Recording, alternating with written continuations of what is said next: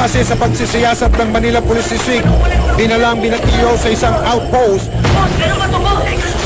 Pare mo nga yan. Boss! Boss! At dito raw siya itinali at binalutan ng masking tape sa bibig. Tahimikin nyo yan. Tahimikin nyo yan. Tahimikin mo yan.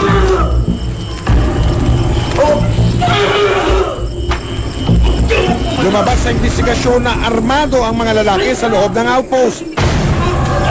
Hindi pa man nagtatagal dito sa Bebang,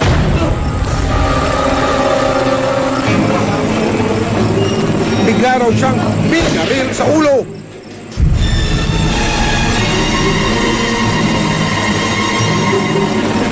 Ayon pa rin sa investigasyon, ang lalaking tumangay sa kanya ang siyang nagbalot din sa kanya sa sako.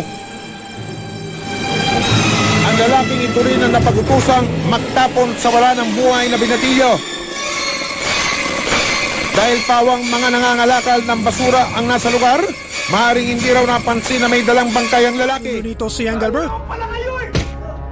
Na siya namang ikinapikon ng biktima, kaya nagawang suntukin ng biktima itong si Engelbert.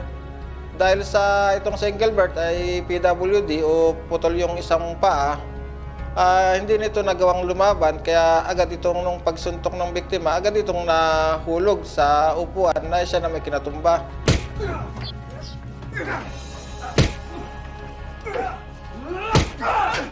Tinulungan niya itong si Engelbert, nagawa namang paluin ng tubo sa batok ng 2 beses. Pero hindi pa nakontento si John Ray. Ayon sa mga pulis, kumuha ng kutsilyo ang suspect.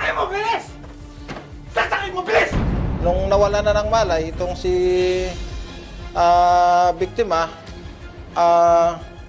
kumuha ng patalim itong si John Ray at ibinibigay kay Engelbert upang saksakin. Dahil nga sa hindi kayang gawin ni Engelbert, at si John Ray na sumaksak sa kanya, sa biktima na si Leonito Iro. Isang saksak sa dibdib ang tinamo ng biktimang si Leonito na naging sanhi ng kanyang pagkamatay.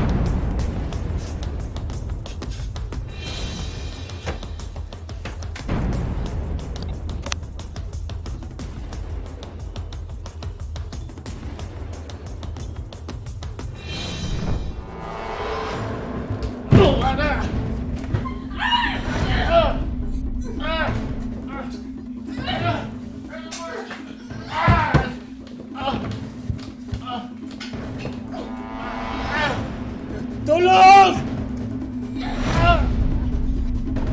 Pagpasok ng suspect na